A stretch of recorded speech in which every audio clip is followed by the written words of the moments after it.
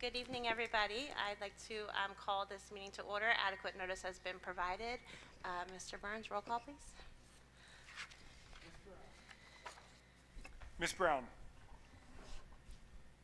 Mr. Craig. Here. Ms. DeMarco. Here. Ms. Devine. Here. Ms. Mai. Here. Ms. Mikulski. Here. Ms. Sherman. Here.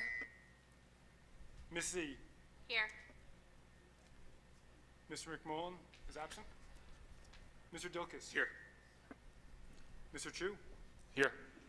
We have a quorum. Thank you. Everybody, please stand for the Pledge of Allegiance. Okay.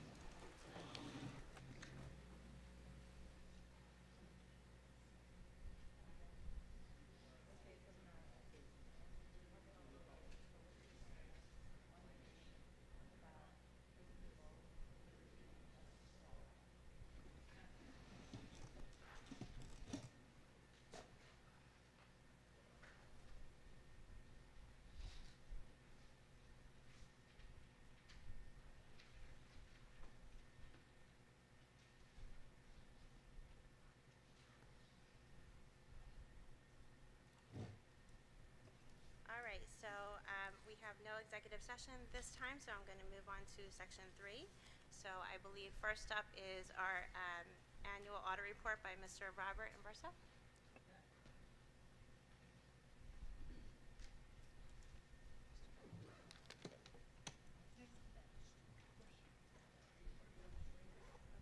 No.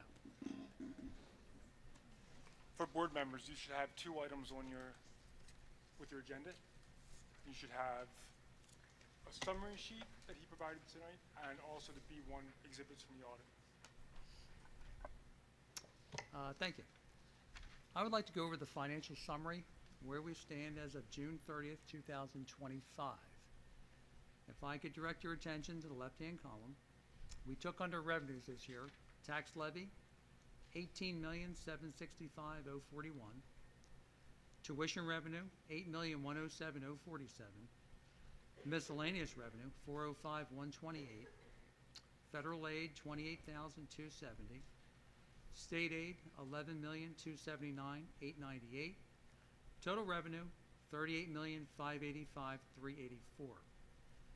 We expended in the same period $37,851,989, resulting in a gain in operations of $733,395. We started the year with a fund balance of $4,467,185. We are ending with a fund balance of $5,200,580. That number is further defined right below. What makes it up? Excuse me. Reserve for encumbrances, $924,000. Capital reserve, designated for next year's budget, $376,620. That's the amount of reserve that was put in the 25-26 budget, and we have left over $989,476. Maintenance reserve, designated for subsequent year's budget, $150,000. Again, that was put in the 25-26 budget, and the amount left over in maintenance is only $52,807. Unemployment compensation, $895,811. Excess surplus, $156,521. That's the amount that must be put in the 26-27 budget. Designated for subsequent year's budget, $805,321. That's the amount that was put in the 25-26 budget. And we have unassigned at $849,628, which is the maximum the state lets us put in for our unassigned surplus. And that totals the $5,200,580. Comparison of budget to actual this year, look below. Our total budget was $39,039,519. We expended, between expenditures and open orders encumbrances, $38,776,385. We spent 99.33% of our budget, which is extremely high. No one could accuse us of padding our budget. We spent everything that was in the budget, basically. Any questions on the financials? I think we need to enter a committee of the whole to have a discussion about it, right? Do we need to enter a committee of the whole to have a discussion about this? Okay.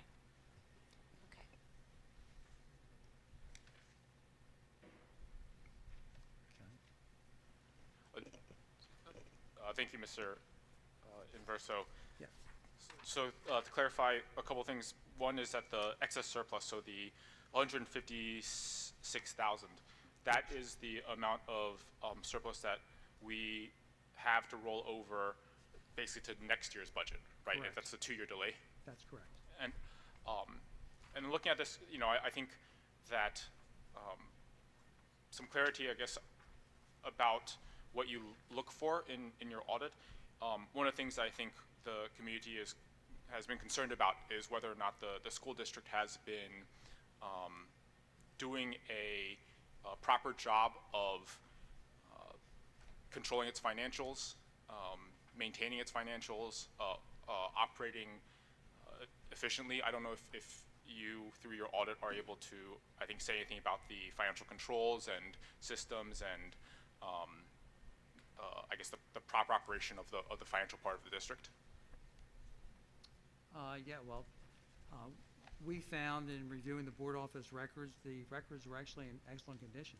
I mean, this board office has always done a good job with their financials. Like all school districts, we've experienced increasing costs. That's what's happening. We had a budget, and the normal increases in salaries,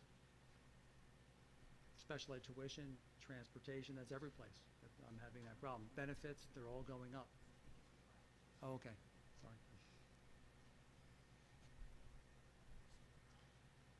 People are not coming to hear you. Okay, sorry about that. No problem.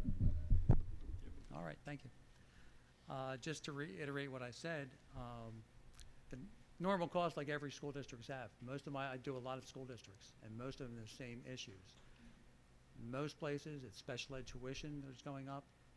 Of course, you have increases, and we have a lot of salaries, and benefits. Benefits have been going through the roof. Transportation costs have also been going up. So it's that type of thing. So we did not identify any problems, really, with how the money's being spent.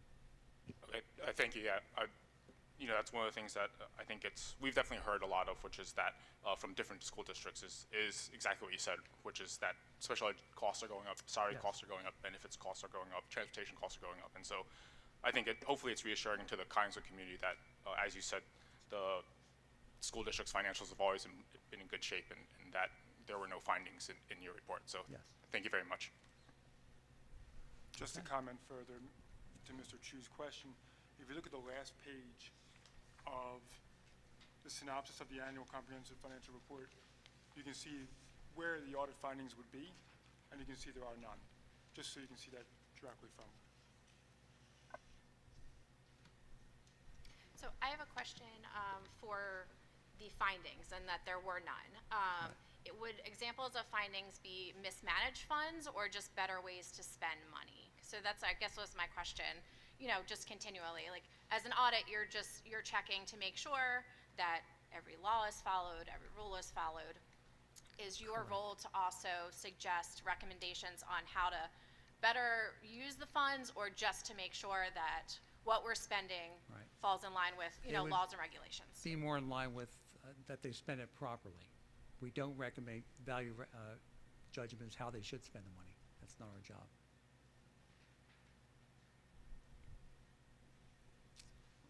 Okay. All right. Well, thank you very much. Thank you for presenting. We appreciate all your No problem. information. Have a good evening. Whoops. Thanks.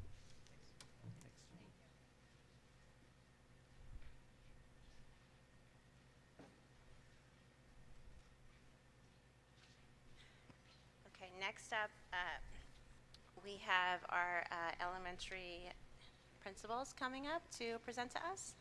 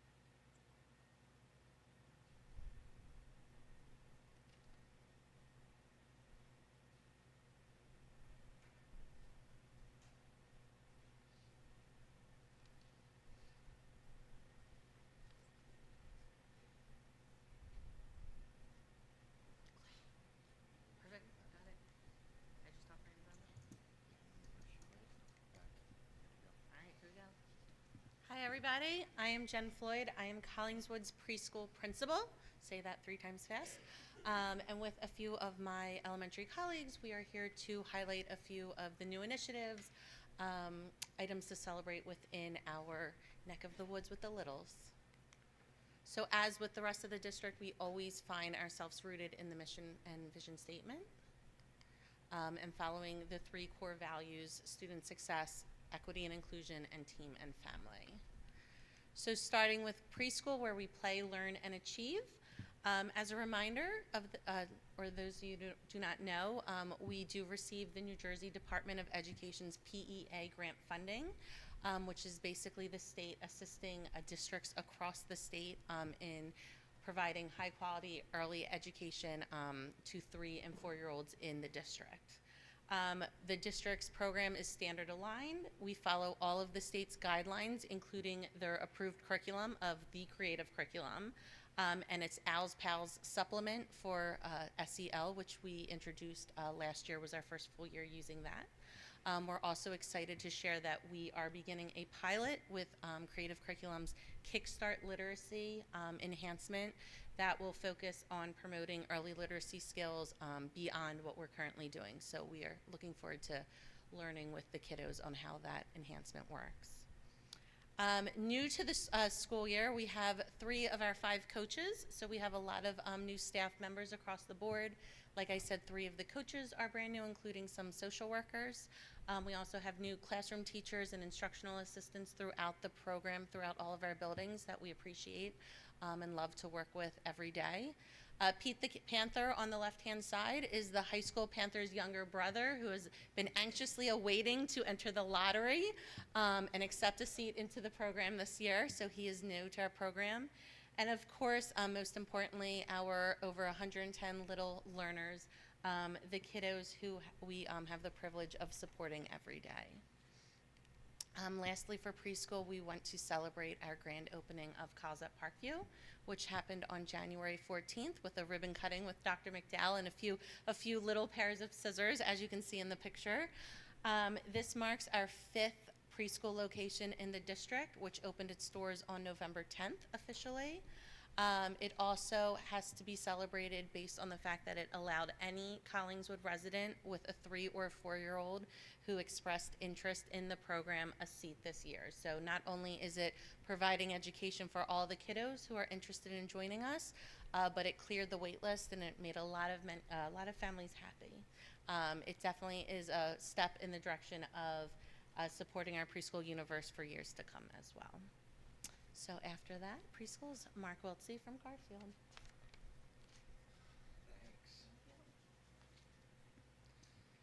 All right, good evening. I'm Mark Wiltsey from Garfield Elementary, and I'm going to talk about the ELA pilot programs that the district is currently taking a look at as we move away from balanced literacy and into science of reading programs. The district is currently piloting Into Reading and Benchmark Advance. I wanted to talk about these 2 slides because at Garfield we are actually piloting in 4 of our 6 classrooms. So in KM1 we're currently piloting Into Reading, and in 3 and 4 we are piloting Benchmark Advance. The other unique perspective that we have at Garfield is that we are splitting 4th and 5th grade between math and ELA.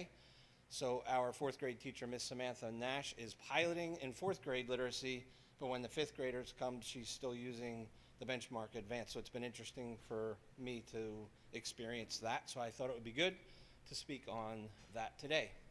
So as you're reading through Into Reading, again, even though these pilot programs are taking place across all 5 buildings and across grade levels, in our K&1 classroom specifically, Into Reading, we're seeing the foundational skills are definitely being reinforced. It's very nice to have a curriculum that is not only cross-content in nature, but we are also seeing a level of rigor that we haven't seen previously.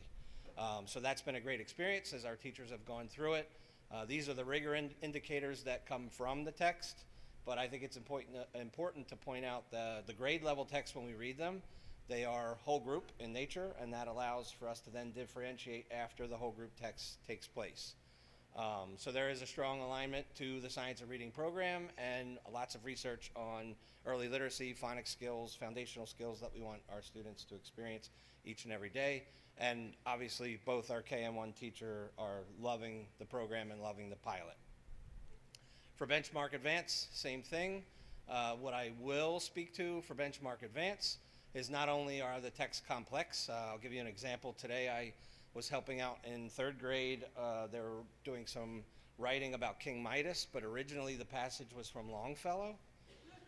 So it was really rigorous, so we decided to pivot to King Midas. And it was still a complex text, but as I was helping them work on their writing, and believe it or not, in 3rd grade, talking about using quotation marks and using evidence, text evidence, it was a wonderful experience. But when talking with Miss Lively, the thing that she likes the most is the fact that you have a whole group class text that you start with to close read, and then you break it down from there. So, and in addition, in 4th grade, I go into the 4th grade classroom with Miss Nash, and as she's reviewing the content with her 4th graders, she has the program, and again, they also had a passage which I think was from, it might not have been Longfellow, but I want to say it was from around 1917, and they really, really struggled. But the conversations we've been having is, what if we had these programs from kindergarten on? By the time you get to 3rd and 4th grade, maybe it's not so rigorous because they've experienced all this. But for our students right now, they're like, whoa, so, but yeah, so that we have definitely seen an increase in rigor, and I'm just starting to go through the data as we are looking at our Dibble scores, and I can tell you that in 3rd and 4th grade, we saw an extreme leap. So I did not take too close attention to 5th yet, but we saw a really high jump in our beginning of the year and middle of the year Dibble scores in both 3rd and 4th grade, okay? And I also supervise the elementary wellness team. This is the 2nd year I've been doing that. So our elementary wellness team is made up of Diane Duque, Kirsten Plath, and Katie Schumann. And then we have interns that are from various universities that come and help support the social emotional learning of our students. Each year we've sort of reflected and adjusted to what we've done. Some new things that we've introduced this year is a Caregiver Connect, where parents can join and we give resources and support to any families that need it. There's also a teacher toolbox session that takes place for teachers to join, and they provide activities in addition to supporting the Character Strong program and also making it a point to be there for our students. I think sometimes we may think that their role is to help a student who might be upset, but it's much more than that. They might be having behavioral challenges, things that are going on at home, even something as severe as suicide ideation. So they have been there for those students. They are there to help support us. So our wellness team has been an invaluable resource for us. And the work that they're doing continues to evolve. I'm sorry, that slide's a little, it's hard to see, but they do a lot. So I wanted to make sure it was up there and you could see it. I am now going to turn it over to the Sharp Shark superstar, Miss Camila Hinson.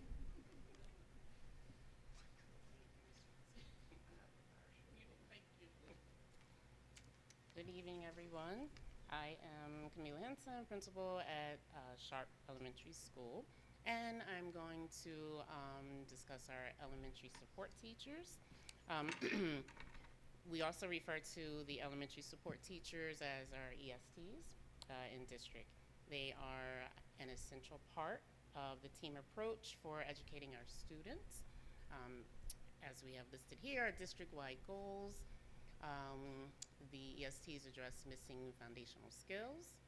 They also build student confidence, which is so very important when our students are learning their literacy and math skills.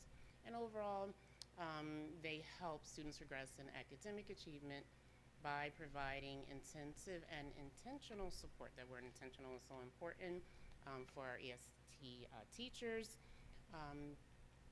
Highlights, we have many of our teachers throughout the district who are now trained in Morphology Plus, which is sponsored through Orton Gillingham.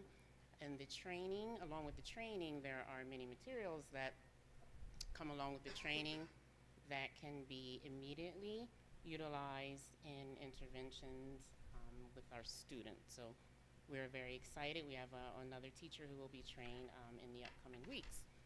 And so the Morphology Plus focuses on vocabulary, fluency, and comprehension. And as I mentioned previously, immediately these are options that we have now for interventions for our students in the, who are in Tier 3 or receiving Tier 3 interventions. I'm going to click on. Elementary support teacher, or ESTs, also provide targeted intervention, small group, or one-on-one instruction. One of the important pieces that our ESTs help with our students is building the strategies so students can utilize those strategies and apply them. Of course, we want to improve the academic performance in the gen ed setting for these students. And a very important piece is analyzing the student data. So not just really reviewing, but actually analyzing, looking at very deeply, digging deeply, breaking it apart, especially now. We're using our universal screeners to identify needs, implement strategies.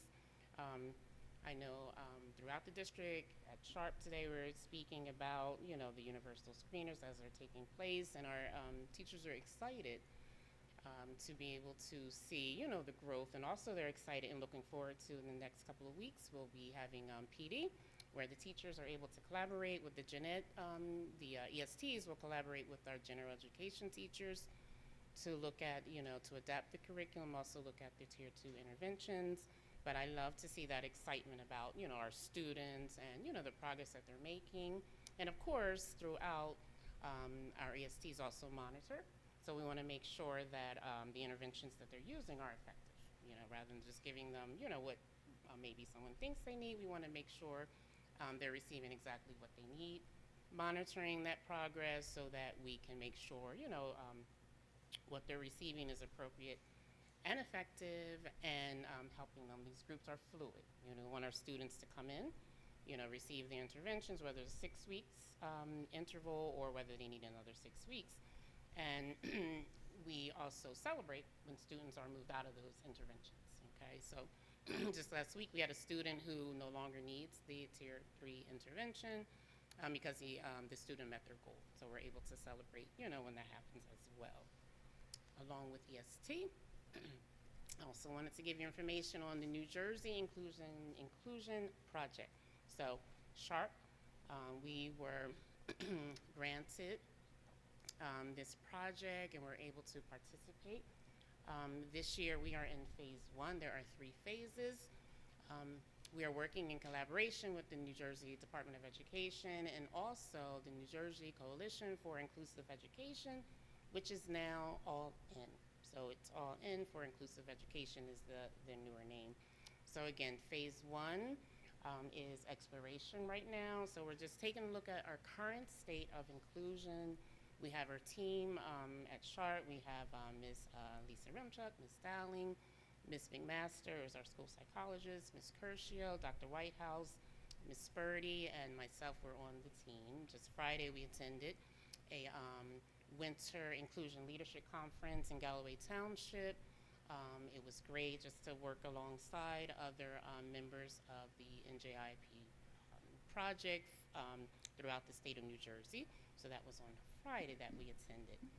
The NJIP offers, not just to Sharp, but it also offers virtual statewide meetings for all administrators to join, along with teachers. It provides PD for teachers and our related services. Unique to Sharp, we have our virtual statewide meetings that we participate in monthly, and we also have in-person meetings with our facilitator, who is Lauren Baldino. Our next in-person meeting is tomorrow. So upcoming will be a full staff PD, which will be Inclusion 101 for our staff. We also sent out our staff survey. So that's where we are in our project at this time. The goal is to shift the mindset. So that's our goal for this year as we are exploring. We're shifting from using the word exposure, that we want to expose our special education students, We're shifting that to we want to provide access to the gen ed curriculum with the goal of our students, of all our students meeting the state standards. They may meet them differently with the appropriate supports. but that is one of the shifts that we're working on now. So we will continue throughout this school year for phase 1, then phase 2. Phase 3 will be in the next 2 years. And again, the goal is to have all of our students benefit from inclusion. So not just our special education kids, but as at the end of that second paragraph, it's where students with and without disabilities learn, contribute, and belong. So that is the goal, and we are very excited to be a part of this NJIP grant. We also celebrate, at Sharp we love to celebrate. So we're celebrating when students are, even now in our exploration phase, we have students who are going into the gen ed setting from some of our special education students for both science and social studies, but also now we have another student who also goes in for his math block. So, we are looking at that systemic change and are happy to see the results of the hard work and dedication of our Sharp staff, and we're grateful for the opportunity to have the NJIP. So now I'm going to turn it over to Mr. Matt Jenna. Thank you.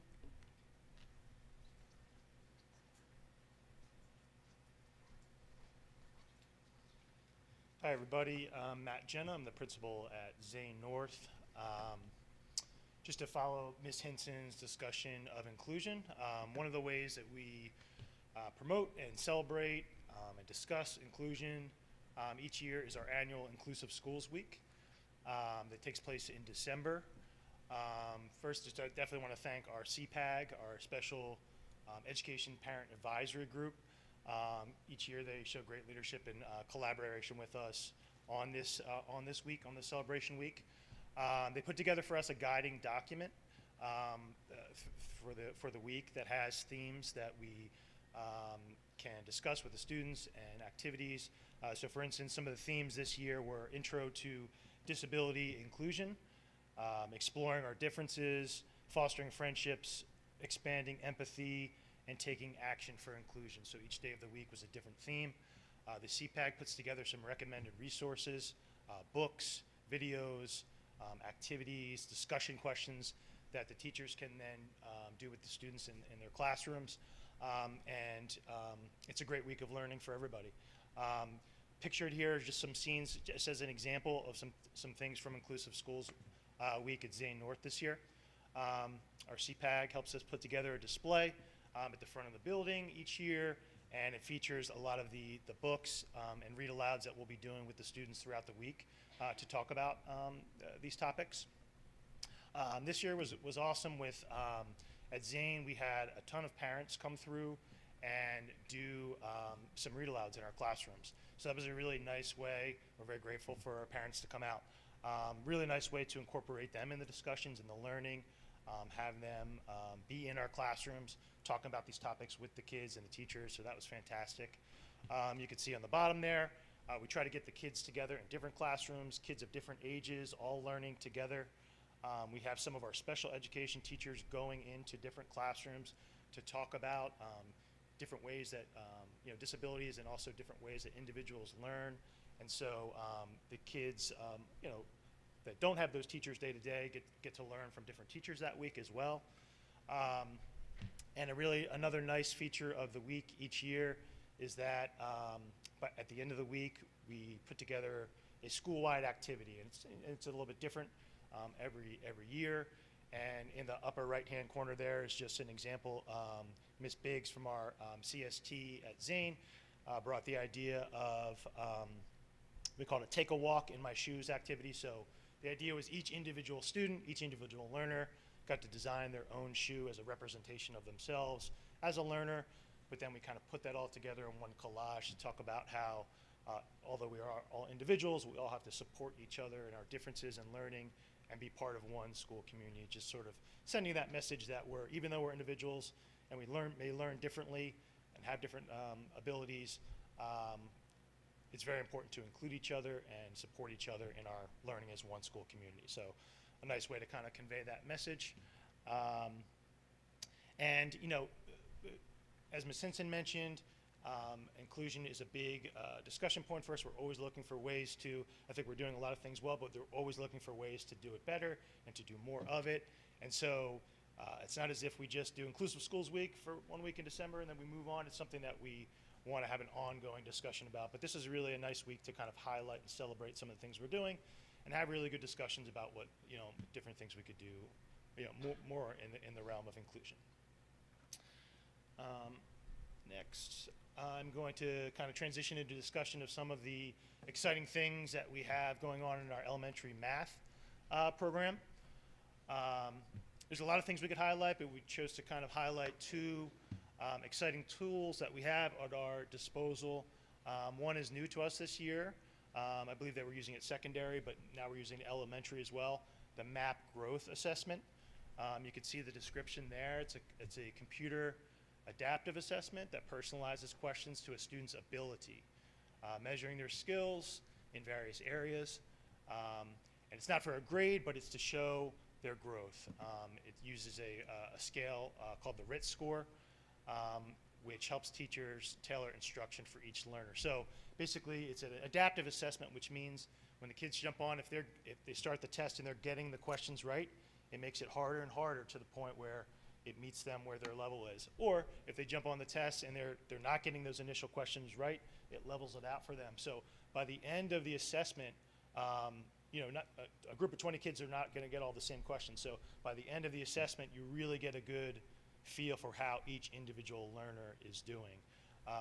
And that provides some really excellent data for our teachers as we're looking at student growth throughout the year. The students are taking the test beginning of the year, middle of year, which is happening right now, we're in that window, and then end of year. So we can really look at their growth throughout the year. And again, it's the first year we're using it at the elementary level, but we're excited about it because it does provide some really important and meaningful data and allows us to celebrate. We're seeing a lot of tremendous student growth, so we can get excited about what they're doing throughout the course of the year as far as their growth. I'm going to show some of the sample reports on that in a minute, but I also wanted to talk about Reflex Math is another thing that is pretty popular with the kids. It's a game-based online program, really geared toward students in grades 2+, and the focus is really achieving automaticity with their math facts. So their basic facts of addition, subtraction, multiplication, and division. Personalizes it for them, the practice for them. Certainly, one thing that we noticed, the stronger the kids are with those facts, the more automatic they can reel them off. In addition, subtraction, multiplication, division, the stronger their foundation is. So that as they start to tackle more complex math problems, multi-step problems, if they can automatically give you those first steps, those initial calculations or those initial facts, they have much more confidence to tackle more complex problems as they go. So making sure that they have that strong foundation with those facts is very critical. It's something that we talk about a lot, and are going to continue to talk about how we can make sure that the kids are getting that strong foundation. And Reflex Math is a nice way, a nice tool that we've been using for that. For going back to map growth for a second, one of the really nice features of that provides all kinds of different reports that we can look at on different levels. So in the upper left-hand corner, there's a school profile. So I could sign on right now and see how our school overall is doing performance-wise, K to 5. To the right there, we can also look at a class profile. If we want to look at how is specifically second grade doing, we can pull them up and look at how that group is doing, how those kids are doing. You can drill down to the student level, each individual student. How are they specifically doing? And you have various reports around that.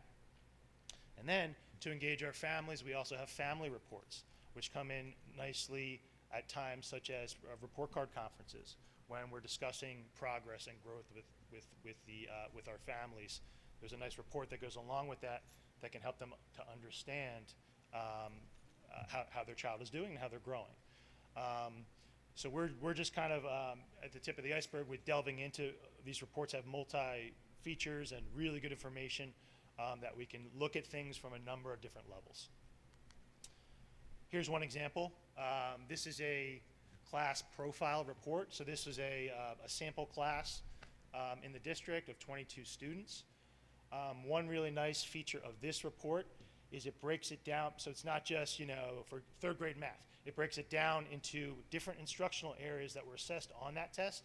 So for example, questions pertaining to geometry or measurement and data literacy, number and operations, operations and algebraic thinking, and kind of shows you how the kids did in all of those things.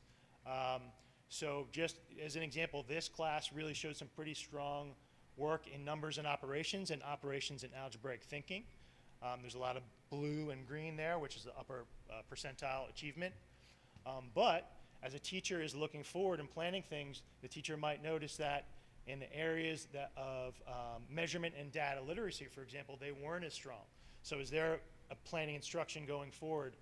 That's an area on their mind that they really might have to provide some extra support, some extra work, some extra activities to help them boost their achievement in that area to get them up to the levels that they're doing in other kinds of strands of content. So it really helps for to really drill down how specifically they're doing in different kinds of math. Switching over to reflex math again, the one that where we're looking at fact fluency. Again, a lot of nice reports that administrators, teachers, everybody can use to look at. This is a group fluency report, so it can give the teachers a sense of overall how is your class doing with their fluency. You can see this report gives a starting fluency, and then when you pull it up, it'll give you where they are currently. So you can see it, get a feel for as a group, how have they grown. And then you can drill down to the individual level. All right, so this is a sample student in the district.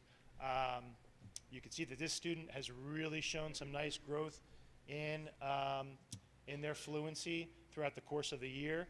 And it's kind of hard to see at the bottom there, but it will tell you how frequently the student is using it, how many days a week, how much time per day. And that's something you can kind of sit with a student or with a parent and say, look, you spent this much time and look at how much you're growing. So it's really kind of a nice way to celebrate, show kids that the hard work that they're putting in is paying off, and it's helping them to grow. So that's a nice report that can kind of really demonstrate that. So just want to also, again, we're very excited about these tools, but want to give a shout out to our teachers and our instructional assistants and our staff. The data doesn't really, they're the ones day to day driving the work with the kids and doing an amazing job. Yes, we have this great data, but it's the teachers and the kids that are really doing the work each day to show this fantastic growth. So we're excited to be able to use these tools with them, but definitely wanted to shout out the effort of the teachers and the kids who are really doing a great job, working hard. And again, the middle of year results are coming in right now. We're excited about the growth. Still more work to do until the end of the year, but good things are happening, and we're excited to keep it going forward in the math realm. At this time, I'm going to hand it over to Mr. Smith from Mark Newby. All right, I am Stephen Smith from Mark Newby Elementary School. I tend to be long-winded and a little bit obnoxious with some of my presentations, so I'm going to keep it kind of short and pointed tonight with only 2 slides. So I am focusing tonight on our chronic absenteeism and what we're doing as far as the elementary world to combat chronic absenteeism. Every missed day is a missed opportunity with our students to explore learning and help their growth. Chronic absenteeism has long-term impacts on academic performance, mental health, and graduation rates. So as you can see up there, there are 3 points. There is a law that students aged 6 to 16 must attend school. When we look at students and their attendance, they are considered chronically absent if they are missing 10% or more of the school days that they are within session. We, of course, do not want to get anywhere near that, but we want to make sure that we stay under that. We understand families take vacations and kids get sick. Those things happen, but we want to make sure that if kids are healthy and everything is working well, that we have the students in schools so that we can work with them directly.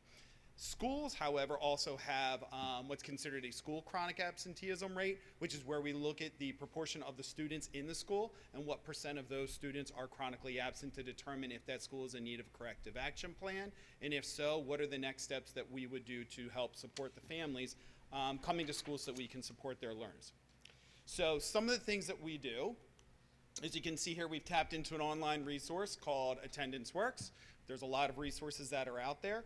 And we, just like Garfield has put up there, they promote attendance through putting those out in their newsletters to families so that they can see the importance of school and, you know, all the benefits of having the students in school when they're healthy and able to attend. We recognize students with them coming down for assemblies. We present all kinds of certificates and such. We have a fun one at Sharp. It's called the Super Shark Attention Certificate. So we have a little bit of fun with that. At Mark Newby, our spin on it is we have the Newby Fire Helmet, which is there, which stands for our friendship, integrity, responsibility, and excellence.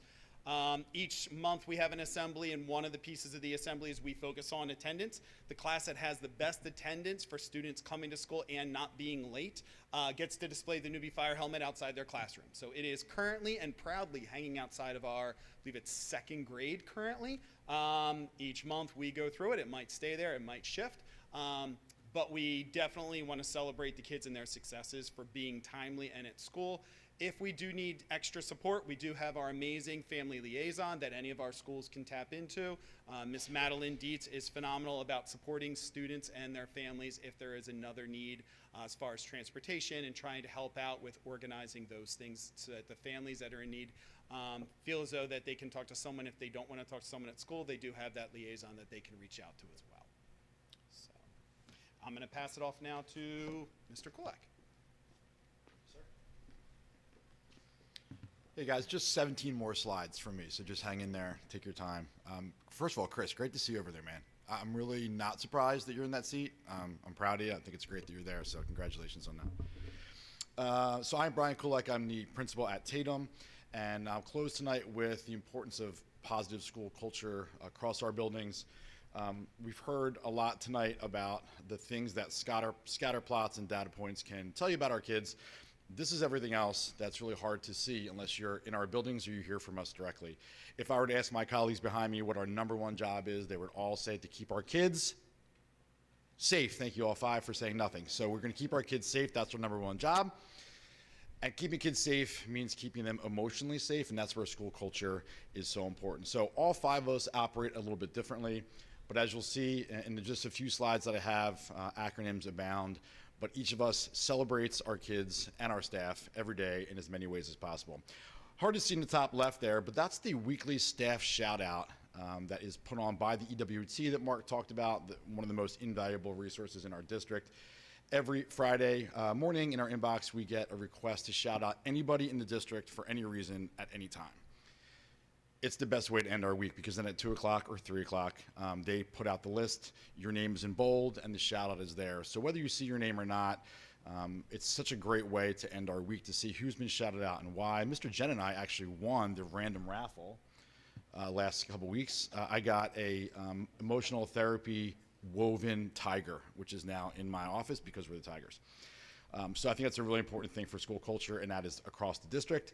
At the bottom there is us. That is our new ROAR initiative, Respect, Ownership, Achievement, and Responsibility. We give out laminated paws to our kids for demonstrating those 4. We have a monthly ROAR rally at which we honor our students of the month, you see there, our staff members of the month. I recruited Grace Davenport and Daniel Mandaya from the high school to be our tiger. Don't tell anybody because the Tatum Tigers think they know who it is. They do not. That'll be the big reveal at promotion.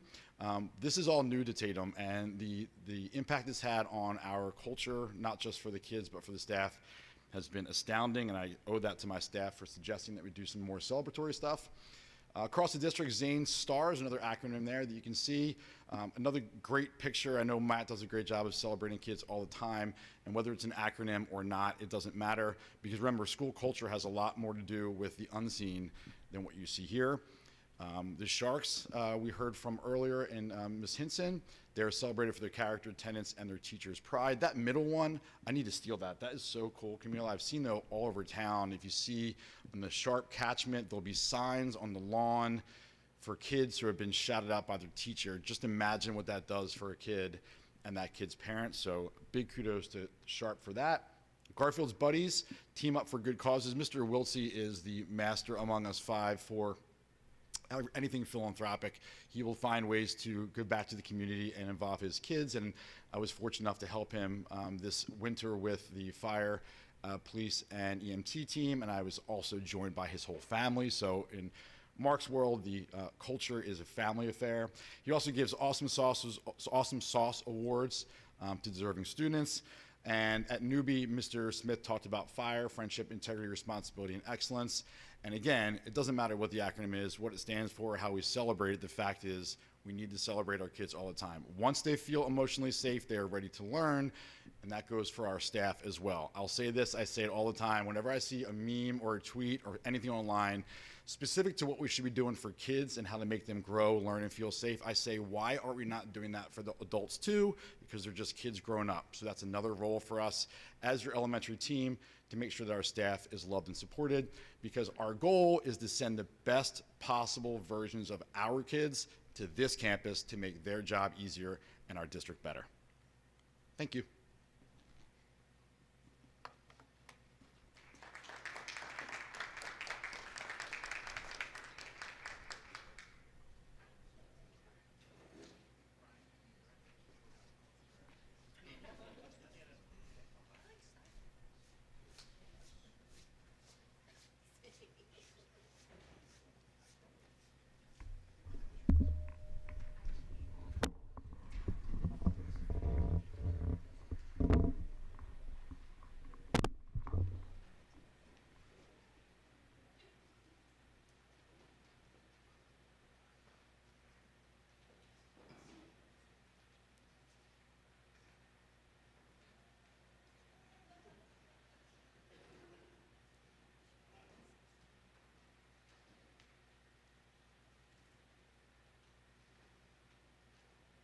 Thank you all so much for presenting. Can we give another round of applause for all of our elementary school principals? That was very informative, and it's really nice to know what's happening in all of the buildings, because we don't get that piece of it all the time. So thank you for taking time out of your night to come here and present to us. It means a lot. And a special shout out to the preschool program. I had an opportunity to go there for the pre-K opening at Parkview, and you guys did a great job. You were very welcoming and had lots of, the kids were really great. The whole thing was phenomenal, so thank you. Does anybody have any questions about any of the presentations that we just heard?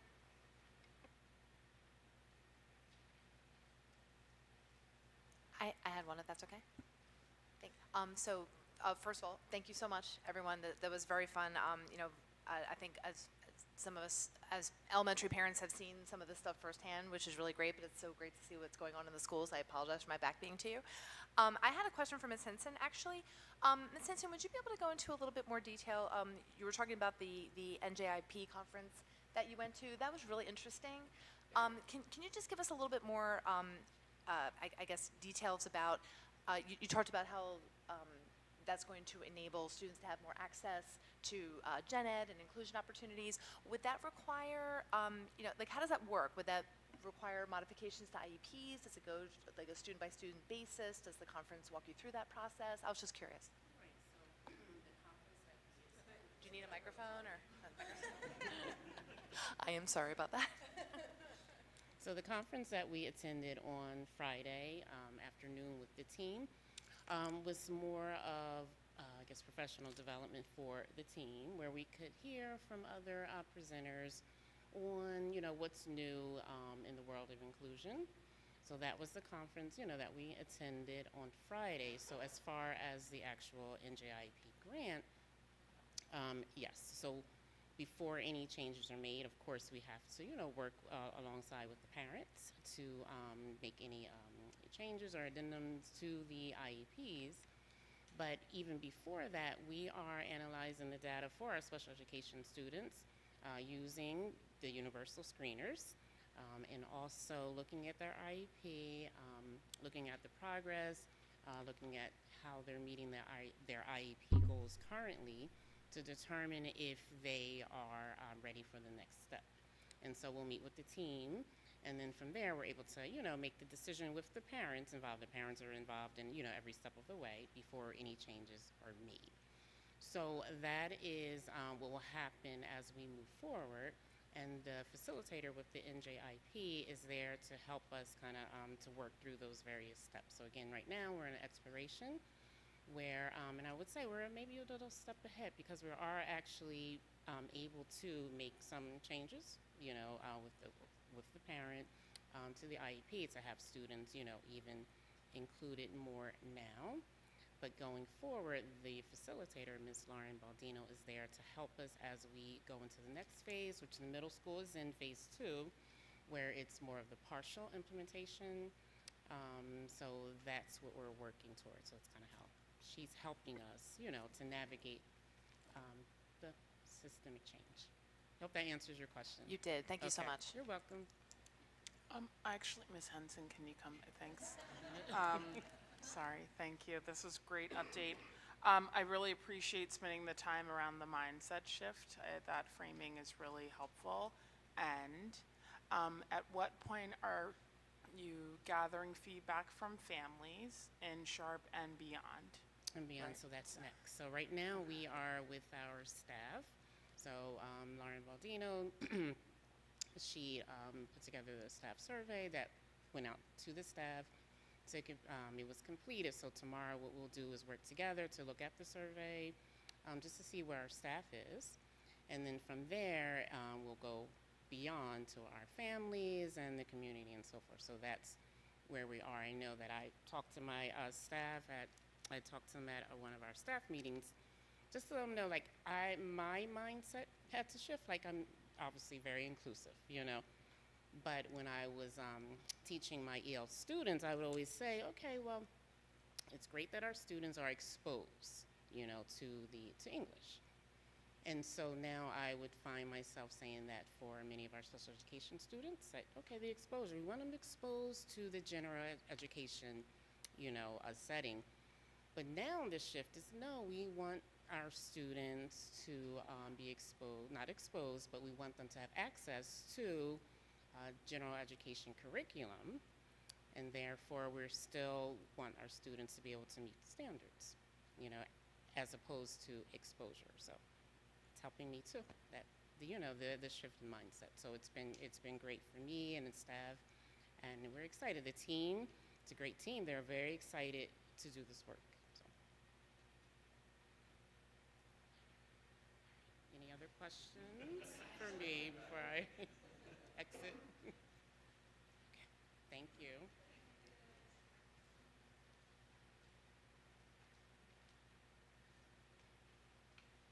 Can I ask one general question? Is there any way parents can get in on the shout outs?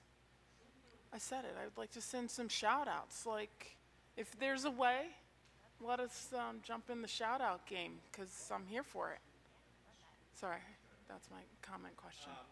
I'm not exactly sure how to answer, but I will tell No, you I'll that just throw it out there. Like, every it would be Wednesday great. I do meet with EWT, and there's a way that we could probably do a school-based, and I can add it to our agenda for sure. But yeah, I think it's a great idea. That's a phenomenal idea.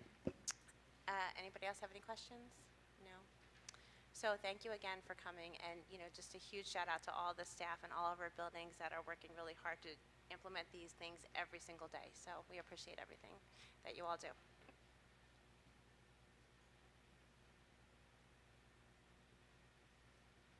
All right, we're going to move on to section 4, which is future dates and miscellaneous information. Just take a look at those dates and add some things to your calendar if you're interested. I was just looking at the Garfield Science Fair. Is that open to the public, or is that just Garfield kids?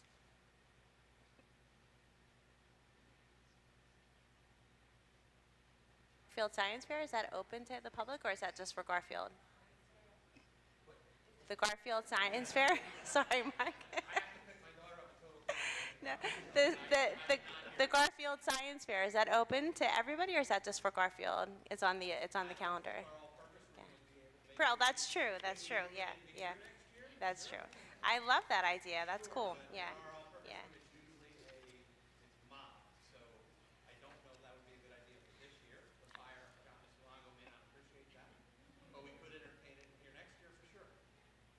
I haven't seen a science fair in a long time.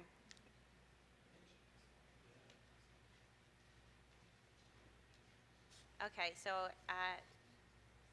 in any event, add some of those things to your calendar if you're interested, or you can attend. And Can't believe it's already our 100th day of school coming up. And then we'll move on to section 5, which is routine business. Approval of the minutes. Make a motion to approve the minutes of the December 22nd, 2025 regular board meeting, January 5th, 2026 reorganization meeting, and the January 2026 continuation of the reorganization meeting. Can I have a motion? So moved. And a second? Is that all in favor? All in favor? Aye. Aye. Okay, section 6, we have one of our student board member reps here, so we're going to have Mr. Christopher Szymanski present to us today. Good evening, everyone. I'm alone tonight, so one solid voice for a very long New Year report. So this one, we do have a lot of information that we gathered, a lot of different meetings that have happened in school, the survey as usual, winter break and everything. So I'll start with the survey that we sent out. It was just a general, how are students doing after break, a lot of sleeping in. The return was like a polar plunge. For me especially, just right back into it, full swing, no relaxation the moment you get back. It's not like, all right, let's start slow. No, just straight into assignments. Students really enjoyed the reindeer games on the last day of school before break. It's always a really super good thing that happens with everyone.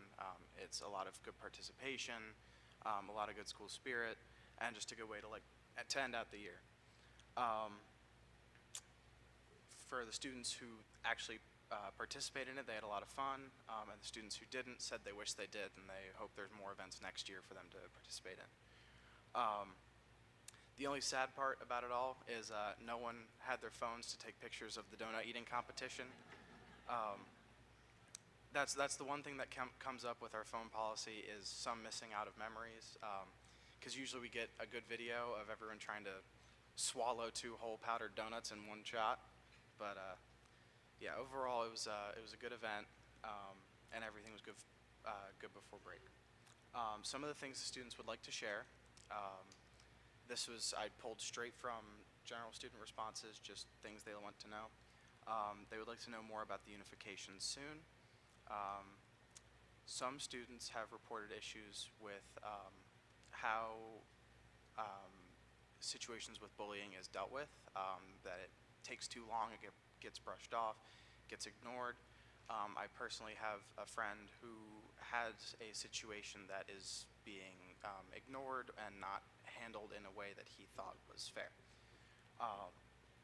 In terms of tech, students would like to be able to access personal emails on school computers if possible, especially for seniors.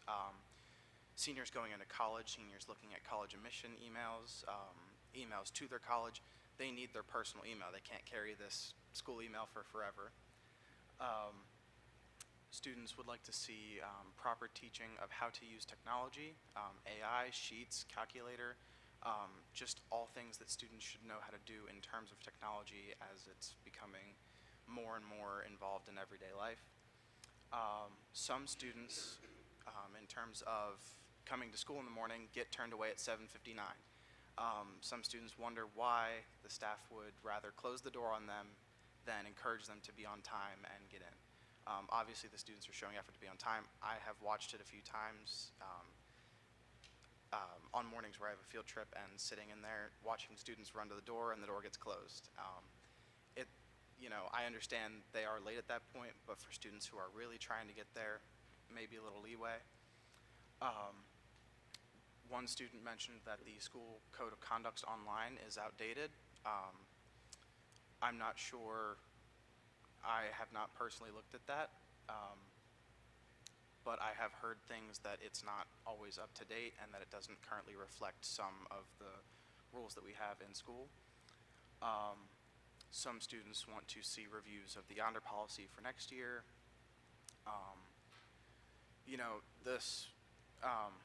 I'm going to ignore that one because it's no longer possible. From a 9th grader who wished his name to be used, Julian Benetti. He asked in regards to a phone ban. In terms of students paying attention in class,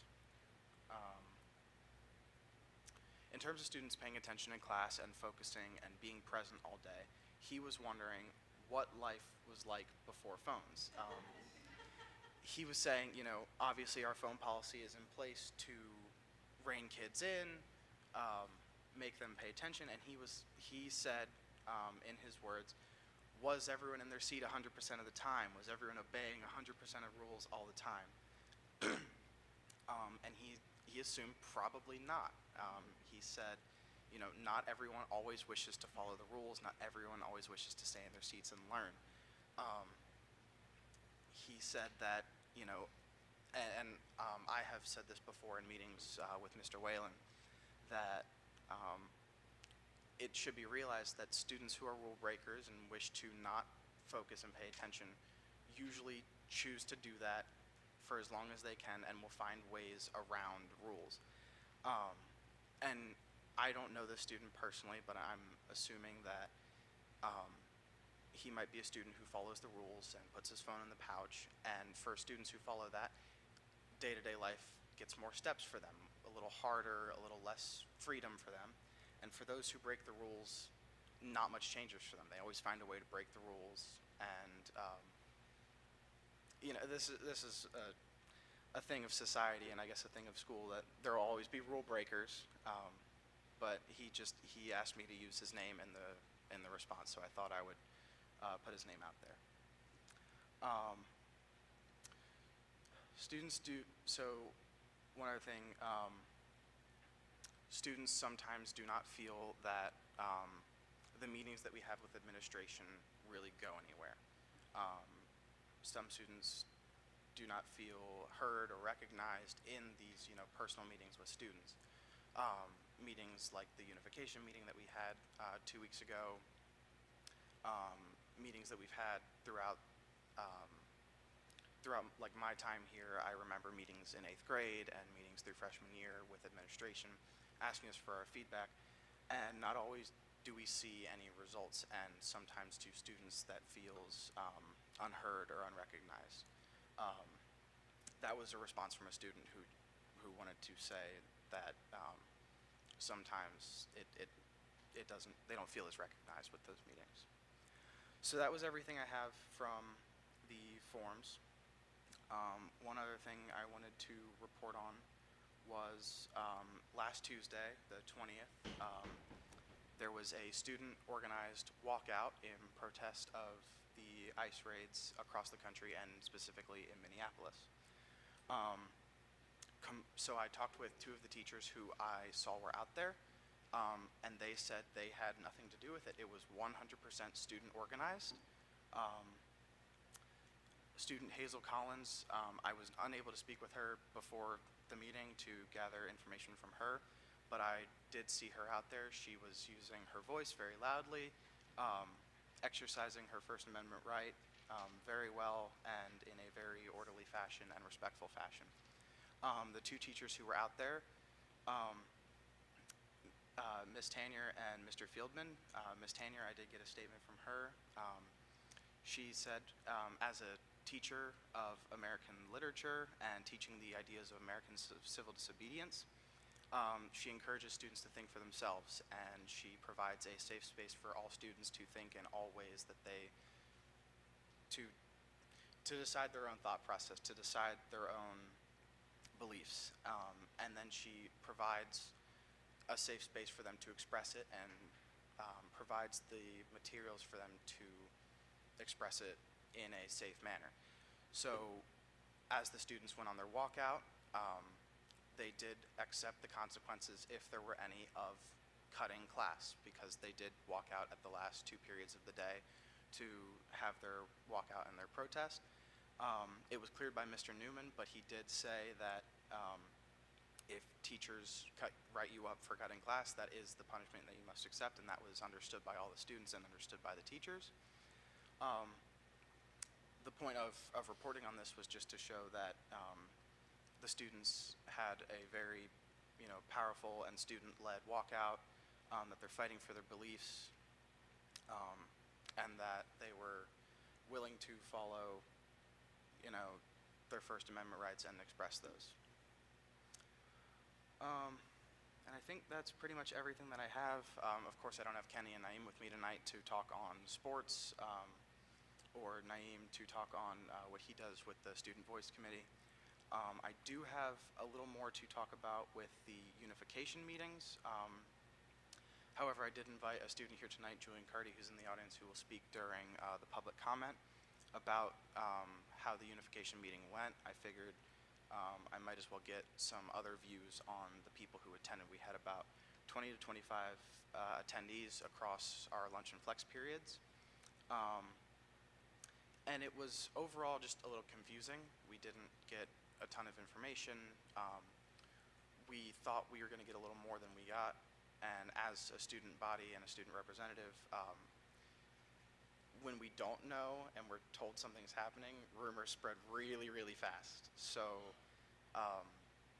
we actually had a meeting with Mr. Newman last Friday, and it caused a lot of questions for Mr. Newman, and he was like berated with questions, and he doesn't know all the answers either. So just for the students, knowing what's going on is definitely going to help calm down the rumors that are spreading. Students don't know what they're going to see next year. As someone who's more involved with administration and hearing things, I understand that it's not going to be what everyone's saying, but to calm down the students is definitely important, and to let them know that all their fears are not going to come true would be very good for the students to hear. So I'll have Julian Carty speak on that later. But that's everything I have for tonight.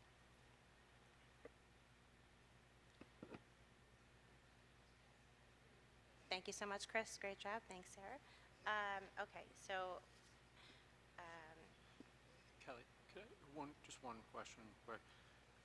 Do you think students are aware that the law passed that cell phones will be banned next year? I'm just curious if that's coming up at all with how we go with the honors. So I did include that in the report as one of the questions, is how do the students feel now that that has been officially passed by our governor of New Jersey, that it is a state ban now. And there was a statement that I wrote out. It is a little long, but it was all of the students, they're not happy about it. And for more reasons than just I can't play video games on my phone, I can't text my parents. There is obviously things that get more difficult at the end of the day. How do you schedule a ride home? You have to do a lot more planning in advance. But aside from that, a lot of students did bring up the idea of safety, is they feel less safe without their phone. In a country where school violence is very prominent, and it happens weekly, monthly, many times a year, it's worrying for the students. I gave them a scale of how they feel. They feel unsafe. They feel that it's unfair. They're angry. They're upset. They feel it's unjust. And not just in Collingswood, for the whole state now.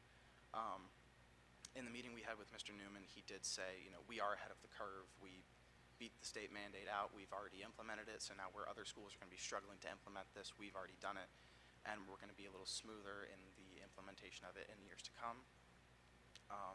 But regardless of how we've dealt with it, the student safety concern is still out there. I did want to reference, although New Jersey is pretty safe in terms of school violence, I did bring up the date, and I wanted to reference this. September 27th, 2019, a gun was pulled at this school, which just, no one was harmed, but it proves that there can be holes in safety. Guns can enter the school grounds, and as uncomfortable it is for everyone to talk about, that is a safety concern of the students. In my 8th grade year here, on the same day as the Texas Uvalde shooting, we had a false alarm pulled at the end of the day. Teachers dove in through classrooms, barricaded the doors with desks, and we weren't allowed out for an hour and a half while cops came in and secured the building and let us out with their guns drawn. So that is, it's definitely, you know, like the concern of it's banned in schools, the students know that, and safety is their number one concern that they've put in the forms to me. And I will make sure I share it with all of you guys. So, Chris, I really always appreciate this report, and I will, I just would love, I know you do a survey, so can I put a plug in for possibly understanding how students want feedback? I will offer as adults, we don't always know how our feedback is received in our day-to-day life, so just better understanding.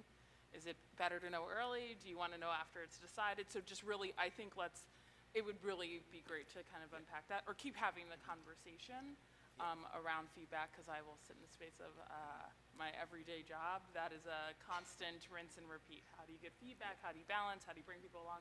But it would be great to keep getting that perspective as we're doing this work and trying to communicate often and frequently, and also hear the perspectives and use it. So just keeping that dialogue. I also think I heard and want to make sure we're distilling that the policy and its impact and actual outcome, there seems to be an imbalance in what folks are seeing, and so just, I guess we'll, there's policies we review, and we'll keep that top of the mind as we're doing those reviews, because this is just really helpful perspective of the outcome of a policy is your day-to-day lived experience. So. Right, yeah. And pre-phone, you knew what everybody wore. You talked to a lot of people, and, it was just a little easier, but I can appreciate that most kids get a phone because it's about safety, right? Like, so that frame is something we can certainly appreciate. Mr. Szymanski, thank you again for your reports. And I think I've said this before, which is that the reports you do, I think, have clearly a lot of work is put into them. I think we've heard over the last several months, you and your colleagues have consistently put out surveys, right, and gotten responses and reported them to us. What's your sense of, are they the same folks responding to the surveys month in and month out? Are you getting a different group of classmates every month? How many folks are responding, and do you have an idea of who's responding? So I get about 100 to 180 responses per form. It's a little less than I would like. I'd definitely like a much larger portion of the class, but I send it out as much as I can. I give it to the administrators, and they post it on every classroom that every student is a part of, and it is completely optional. It's their choice to do it. So, I mean, I don't force it, but when I see people like, hey, what is this? I'm like, answer it right now. Do it. So I think sometimes I get some new students, but most of the time I'm pretty sure I get the same body of students, the same ones who are involved in the school, who want to see change, who want to give their feedback, who want to be heard. I did the first poll I did. I got a census of if you were freshman, sophomore, junior, or senior, and it was about even across the board. It was about 30 to 40 from each grade level. So it's pretty mixed for all the grade levels, all the different ages that we see. But I'm pretty sure the 100 to 170 responses I get is about the same people every time. And I will be doing more things in the future. I'm looking to see about getting some middle school responses in, and to further expand it to more students. So that's really helpful to understand the month to month, like the group of people who are responding. Is your sense that group that's consistently responding is representative of the student body as a whole? So some of the responses I get are obviously like joke responses. I don't think every student, I actually had 2 students who were here just before the meeting who were asking me about it, and they thought those responses went to the teachers. Every time it gets posted, it does say student-led survey, so a little miscommunication there, but I think, it is pretty representative of a good mix of each grade as a whole.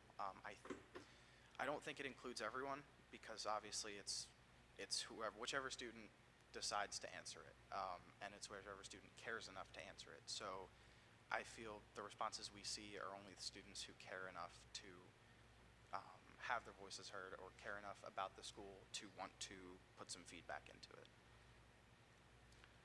Thank you. I was just asking because I think that's one of the most difficult parts of survey administration and analysis is trying to understand the responses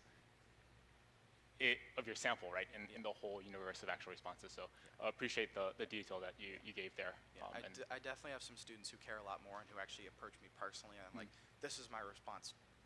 If you have any questions about it, ask me right now, because they give me paragraphs. Like sometimes I get students who write full-on essays in the responses, and I read the whole thing, and I'm like, all right, I can use like half of this. But like definitely students who are a lot more passionate than others, and some who just don't care and just splatter across the keyboard and then submit it. So, yeah. Thank you. So Chris, thank you for your reports. I feel like I get more information from student reports every month than I probably do from any other, group in the district. So thank you. It's really nice to kind of just see from students' points of view. I just wanted to empathize with the unification meeting with students. I went to a community event last week, and we kind of got the same gist. So I'm hopeful that in hopefully the soon future that we will actually get some concrete answers and a path. And so because there was a lot of rumors, I think also, and that's what community members brought up, that if you don't give out the plan, if you don't roll it out, if you don't give specifics, that people are just going to assume, and that's not the way we want communities to Yeah. So Yeah, I think it was like for the students, they heard something was going to happen, and they started coming to their own conclusions, and it was like, wait. And then we thought this meeting was going to give us a little more, and it wasn't as much as we thought, and then they just kept going with what they thought was going to happen. the same thing is happening with adults. With the So adult. just to give That's you what I that. think I heard from the last meeting. Yep. Chris, thank you so much for all of your information. We find your reports to be very helpful and informative, and it's good to know, what's going on, both good and bad, in the schools, right? And there's a lot of good too. So we appreciate that. I also wanted to touch on the Unified Campus thing. I know that Dr. Walker presented last week to the community. She did an amazing job and fielded a lot of questions. And there were some concerns that came out of that, of course, but I think one of the things that we had talked about doing, or that came up in conversation, and we haven't even had a chance to follow up with this yet, but maybe putting out like an FAQ to, quell some of the fears that people have, and yeah, it's in the report. Okay. Already on it. Got it. Already on it. So in any event, we are working on that and getting out the information, so we appreciate everybody's patience and feedback. So if nobody has anything else, we're going to move on to Section 7, the Superintendent's Report. So we have a bit of a change of pace, so thank you everybody for braving this lovely weather that we're having. Section 7.01 is the enrollment report, which is attached. December 2024, 2,222 students. December 2025, 2,215. 0.2, 0.3, and 0.4 are the safety drill, suspension, and anti-bullying reports. And we have a few announcements, statements, and clarifications. But before we dig in, I would be remiss without publicly giving thanks to our buildings and grounds crews. We are glad to be back in school.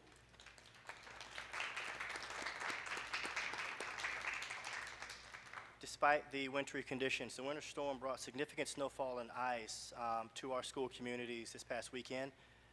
Over a dozen districts just in Camden County alone were unable to open as quickly, and some are still experiencing delays and closures.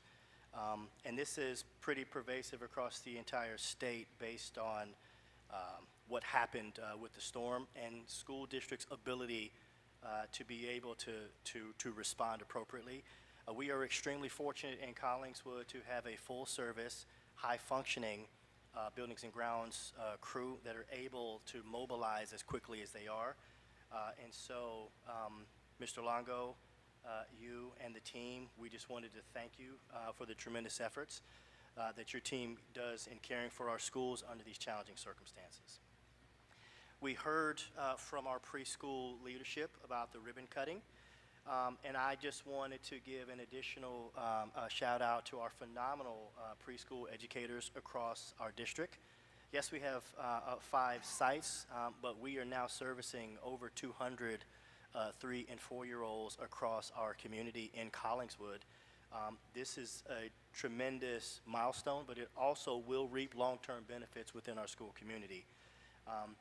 And I, as a parent of a preschooler, I have directly benefited and seen the tremendous growth that our young people experience at 3 and 4, which helps them be better prepared for kindergarten. And so I just wanted to thank again Ms. Floyd and Ms. Soloway, who represents our calls in Oakland campus for preschool, and all of our preschool staff and support staff for leading this phenomenal program. Want to thank our elementary leaders again for the program highlights. And so in our district, we use site-based leadership.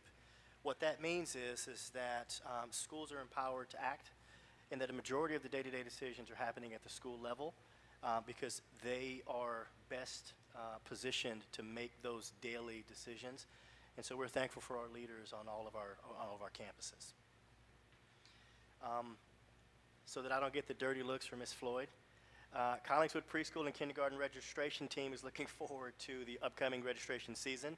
Collingswood families with children who will be 3 or 4 years of age by October 1st and are not currently in our preschool program can apply for full-day free preschool by completing the preschool lottery application beginning on February 17th. Children entering kindergarten and not currently enrolled in our preschool program can begin the registration process at any time. The registration team encourages families to share this information with neighbors in our community and to look out for additional information that will be shared within the coming weeks. And the contact information can be found on the registration page of our school district website. And so on behalf of the registration team, we are excited to welcome you to the Collingswood School family. We are extremely proud to continue to see the growth and development of our students. And so we have posted some of these things before, but it's important that when we have an opportunity to come together, that we share holistically the efforts of our students.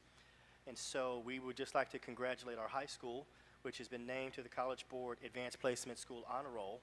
They earned this recognition based on criteria that reflects the commitment to increasing the school's college-going culture while providing opportunities for students to earn college credit and maximize college readiness. Our high school had 45% of seniors take at least one advanced placement exam during high school, with 36% of all seniors earning qualifying scores on at least one exam, and 10% of seniors took 5 or more advanced placement exams with the ability to earn college credit. And so we would just like to publicly thank our high school staff for continuing to support college-going culture, and also a job well done for our students as they each pursue their academic goals. In this same vein, the New Jersey State Seal of Biliteracy is an award given by the New Jersey Department of Education in recognition of students who have studied and attained proficiency in at least one language in addition to English by high school graduation. And so we are pleased to report that this year we have 9 high school students that have met that threshold and will earn that distinction on their diplomas this June. And so congratulations to each of those students. We'd also like to congratulate one of our additional student leaders, sophomore Amelia Reynolds, who was elected and sworn in to the New Jersey Association of Student Councils as an officer. She will serve as the New Jersey State Board of Education student representative. She will attend monthly State Board of Education meetings and be the voice for students of New Jersey. She will officially be sworn in at the state meeting in July, and we would just like to thank Amelia for her commitment to student leadership. In addition, we were missing one of our student reps, but we want to commend our wrestling team as they improve 17-1 this season, and they're currently actually in a team match in our gym. They reached their 1,000th team win this year, and which makes them one of 5 teams in New Jersey history to reach this amazing milestone. And so congratulations to Coach Moody, the student athletes, and all of the volunteers and supporters for this amazing accomplishment. We'd also like to acknowledge the continued growth and performance of our girls wrestling team. During their last tournament in Paulsboro, we had 4 wrestlers come out victorious. And so great job to all of our talented student athletes as our team continues to grow. What started as a team of 4 is now approaching a team of 25. And so our girls are also doing a phenomenal job. We'd also like to talk about the incredible work that's taking place with our school counselors. Individual student meetings focused on academic and social and emotional needs are happening weekly. Small group sessions based on issues that matter most to students are also in progress. Virtual college planning and dual enrollment sessions are also moving forward. In several weeks, the student course selection process will begin. Right now, pre-scheduling meetings are taking place with department supervisors to prepare as the counseling department finalizes the 26-27 program of study. In addition, to date, we have had 118 college acceptance letters with students earning over $2 million in scholarships so far. And so we'd like to thank our Director of Counseling, Kim Hallenbeck, and the entire counseling department for meeting the diverse needs of our students. As it relates with the unified campus, the school district is undertaking the transition to a unified campus model, which was originally announced back in April of 2025, merging the current middle school and high school into a single campus. This transition is scheduled to begin in September. So the campus merger is an operational necessity driven by 2 main commitments: student success and responsible financial stewardship. The campus seeks to achieve a seamless educational pathway, a smoother trajectory as students matriculate from grades 6 through 12, strengthening academics with tighter curriculum alignment, especially as students move between middle and high school grades, greater consistency in terms of having one cohesive culture on campus, not 2, improved support, so strengthening resources dedicated to college and career readiness for all students earlier in their educational journey, and then enhanced efficiency, proactively addressing the financial pressures and enrollment patterns by improving staffing, space utilization, and service delivery. So far, we have had several community engagement events. During our public budget forum, we made the announcement on April 8th of 2025 of the possibility of a campus merger. During opening day, so September 2nd of 2025, we made an announcement to faculty and staff and let them know that there would be more details to follow. In October, we met with all of the middle school and high school faculty after school to share details and timeline of the program. We posted in October our efforts and that community engagement would take place prior to recommendations being made to the Board of Education. And our community information sessions alongside focus groups have been taking place for the month of January, with a session taking place last week, another session in Woodland taking place tomorrow, and then a session in Oak Lynn taking place Monday, February 3rd. We understand completely that change of this magnitude brings lots of questions. We are asking for patience as we navigate this transition, but we also want to be very mindful that we are also parallel to this in budget season. And what we don't want to do is to get out in front of making promises that we are unable to deliver on without, for one, collecting all of the feedback from our community, 2, making sure that we are appropriately budgeting based on the feedback that we've received, and 3, making sure that what we say we're actually are going to be able to deliver on. And so the community presentation that took place last week, as well as an updated list of frequently asked questions that we've received so far, is currently housed on our school district website. It will also be sent out to all families across the entire district this week. We'd also like to give a quick update on our inclusion task force, and so consistent with our mission and vision, the Collingswood and Oakland school districts have formed an inclusion task force to gather community input. Our goal is to build a more inclusive culture where all students feel a sense of belonging. While these meetings may focus on specific topics as it relates to inclusion and supports for students with disabilities, additional ideas will be developed that will benefit the entire school community. And so far, we've hosted 4 working sessions to share experiences and problem solve and make recommendations.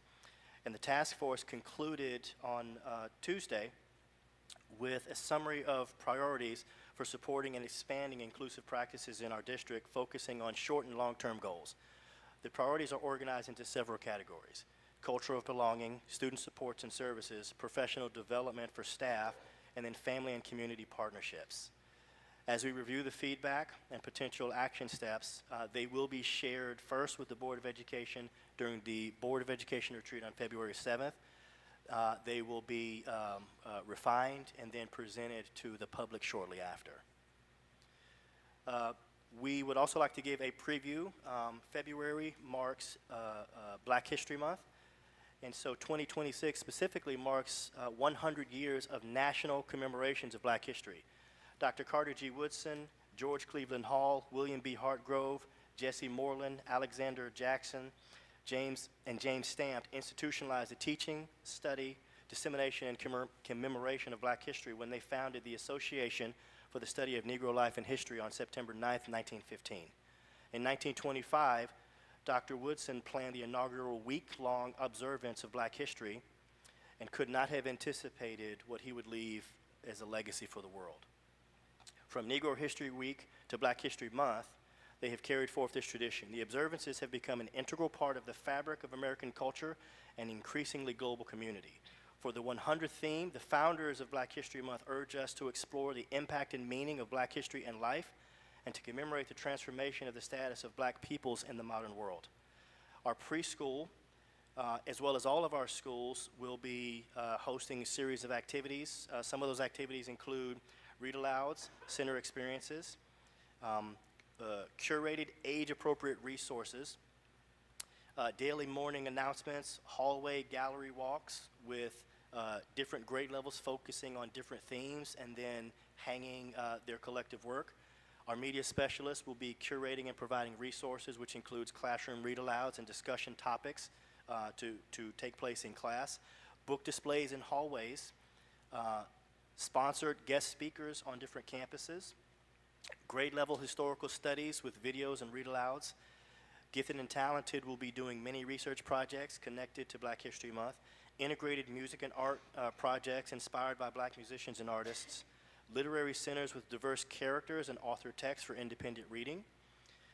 Live author events will also be taking place throughout the course of the month. There will be student-led presentations as well as an AP African American history presentation from high school students to elementary students. Fifth graders on some of our campuses will be leading discussions, read-alouds, and project development. African storytelling hour assemblies, tasting tables in some of our schools, advisory meeting presentations, morning announcements, in-class curriculum integration in language arts and social studies, in addition to content-specific areas of study through history and social studies, English language arts, music and art, and STEM. Our high school specifically will be holding a door decorating contest throughout the month of February, and then having students and staff deliver announcements of influential historical figures. And we would also give an additional shout out. They are not here this evening, but we would like to give another shout out to our Panther Pantry.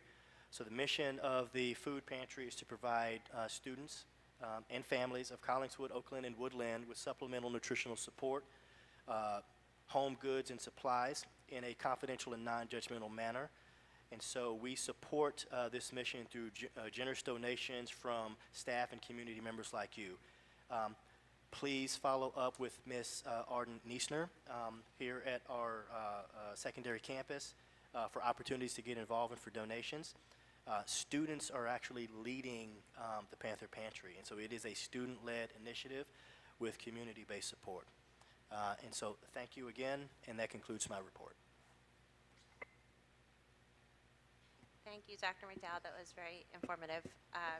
We appreciate all your hard work on all of those things. And I think that it was especially important for the public to hear about the Unified Campus Initiative and all the things that have been done so far and are continuing to go about doing. So we're going to move on to Section 8, Business Administrator Board Secretary Report. Ms. Coleman is out tonight, so I'm going to pass it along to Mr. Burns. Thank you. I believe this information was given to you last week, but just in case, there's a budget transfer sheet. All transfers are under 10%, which is what is mandated by the state. The board secretary report shows that all of our accounts are positive, and our cash right now is looking okay. The student activity report is included, which shows all the individual accounts for student activities and those reports, their balances. The purchase orders are just a list of purchase orders that were put through in the month of January. The warrants is our bills list, which is all the bills we're paying, including payroll. And that's everything on the business administrative report.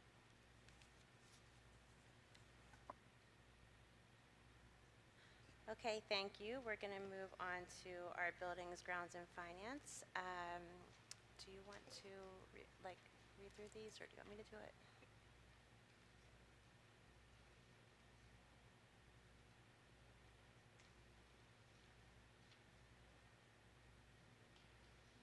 Okay, so we discussed all of these things last week at our committee of the whole meeting on the 21st of January. So we are moving at lightning speed here. We're just going to go through and put this to a vote since we had a conversation about all these topics. So let's see.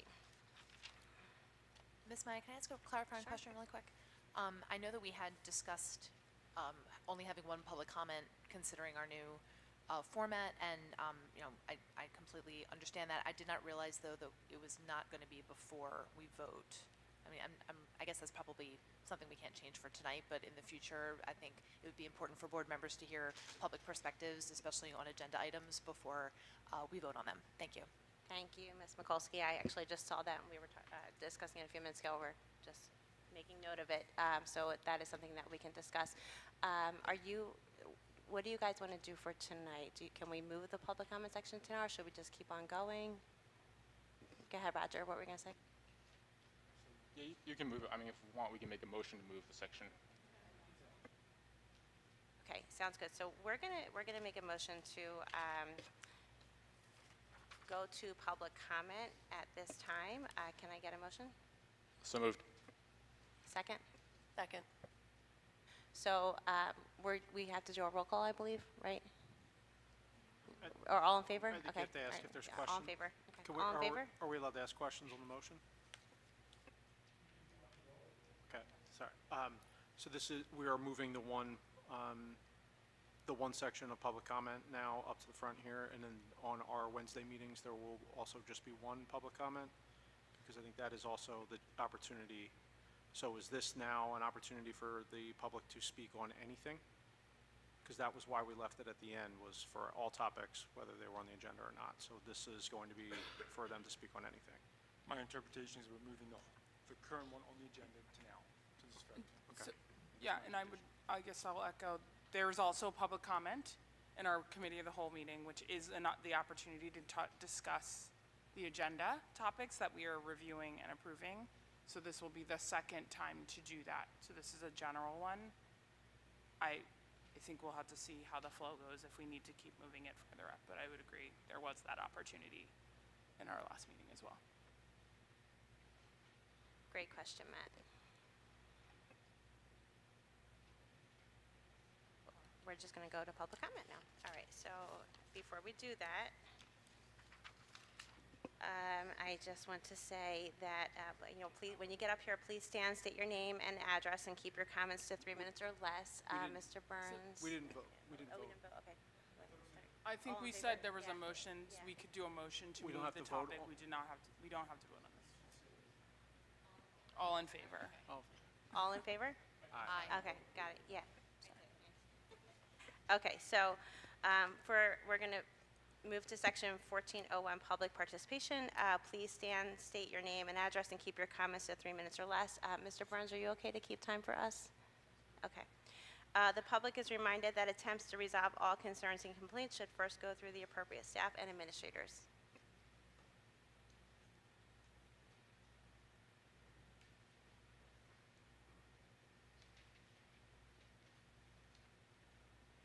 Good evening. My name is Julian Carty. I'm the freshman class president here at Collingswood High School.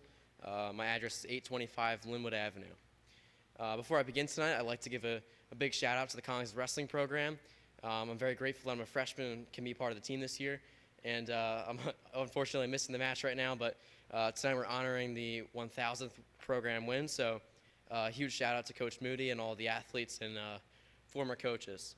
So I want to speak about the unification tonight. I really appreciate the admin for providing the students the opportunity to come and speak on behalf of the student perspective about the unification. The way it was advertised to the students, it seemed like the meeting was more of a meeting to kind of get more information and clarity of what this change might look like for a day-to-day experience. A lot of the students had a lot of questions and speculations going into the meeting. When this is proposed in, when it's proposed so early on, and there's a lot of time in between the initial proposal when it was announced to the community and the students, and to where we are at this point now, that gives a lot of time for rumors and speculation. I know that we probably won't have 6th graders eating lunch with 12th graders, and I know that we probably won't having to be bouncing in between buildings constantly for classes. But with the lack of information, a lot of students are going to assume the worst, and that can kind of already get off on the wrong foot with an initiative as big as this one. But I'm hoping for the best, and I know this can be a great thing for our community. So moving forward, I'd love to have more clarity about that soon. I attended the meeting along with the freshman class board earlier on in January, kind of seeking a little bit more information about the unification. And we were asked a lot of questions, and we've had surveys in the past, and it was very difficult to answer a lot of these questions because we don't know what a day-to-day experience might look like following this process. And during the meeting, we kind of asked if the board had at least a skeletal outline of what this can look like, because during the meeting, we were largely unsure of what phase the board is in terms of this operation. We didn't really know if they were into more of an exploratory phase, which is now revealed that the administration is. We didn't really know that they were still in talks. And I understand that you guys don't want to back yourself in a corner. I know it's very difficult now that we're coming near the budget time, and I know that we don't want to kind of reveal too much, and especially before we know those budgets come out.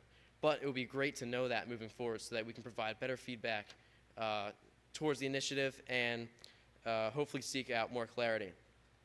So with all that being said, moving forward for more initiatives like these, the students are really seeking more information. I'm really hoping that this is a great thing for our community. Online, there's a lot being said about, and the administration talking about how this can improve more of a seamless education path and kind of get our culture more closely knit. And I think these are all great things.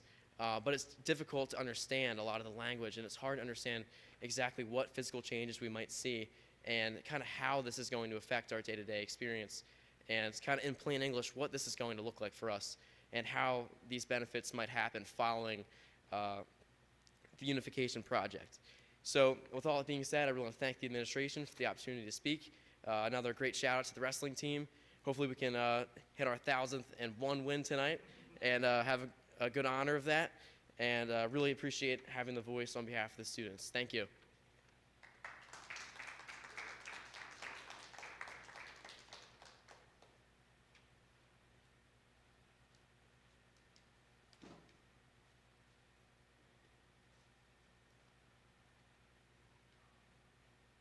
Okay, thank you so much, Julian.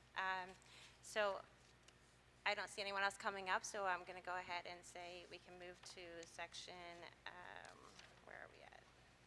Section 9, okay. I want to say section 10 because that's what I'm used to. Can I make a motion to consider informally the topic of the unification, campus unification, so we can discuss just a little bit? Yeah. Second.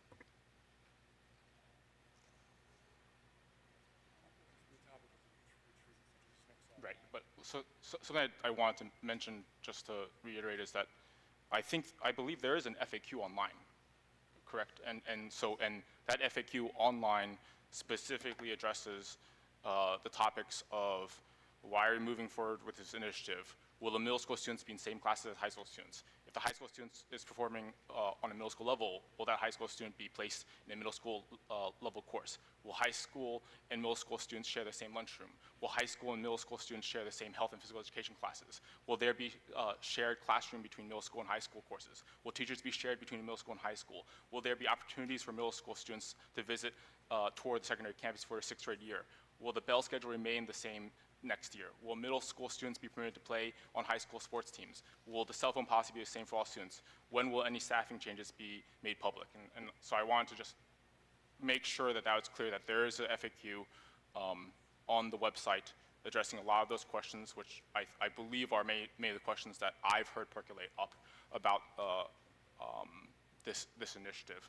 And so I don't know if anyone else wanted to chime in there, but I think that's wanted to an make sure excellent point that you just pointed out there. Thank you for that. I also, can we get, I don't know where to find it. I haven't looked for the FAQ or seen it yet. Do you know how to find that on the website? It's right at the bottom of Dr. McDowell's letter about the process. There's a link for the FAQ right there. Yeah. And if we could maybe get that bigger somewhere, so it stands out a little bit more.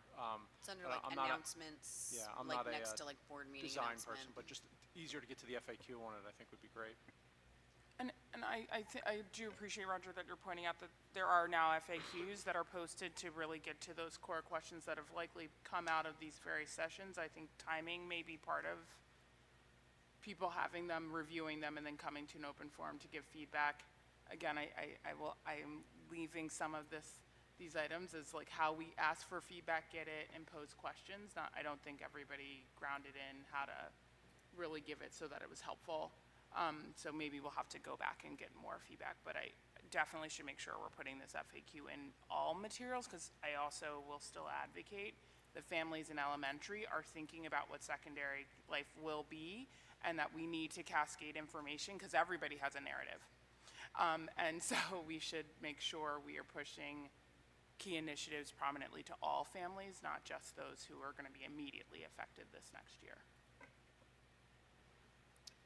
I thank you, Roger, for also clarifying the questions that are on there. Hopefully, some of that might be helpful, Julian, to you and your classmates. I also thought it was I didn't see it at first. Dr. McDowell, I don't know if you can answer this. Is this something that's going to be updated as more, like I know a lot of the information that we're kind of waiting on has to do with the budget and our kind of financial situation. Is this, I anticipate this is something that's going to be updated as that information becomes relevant, right? Yes, as with every year, the budget development process is often challenging, and I think that we have to wrap our heads around this sooner rather than later. And so one of the things that, based on a lot of the feedback, was that the community asked for us to give as much lead time as possible when changes were coming, so that they were able to wrestle and grapple with this. And so that's what we have tried to do. And so when we posed some of these options to our community in April, there was shock value in April. When we posed it again in September, folks were like, okay, well, we're moving with this. When we posed it again in October, we are trying to give as much information as we can. And so I need to be very clear. Yes, we have a comprehensive framework for how this should go. However, students, staff, and families must be afforded an opportunity to provide feedback before we make final recommendations for how to move forward.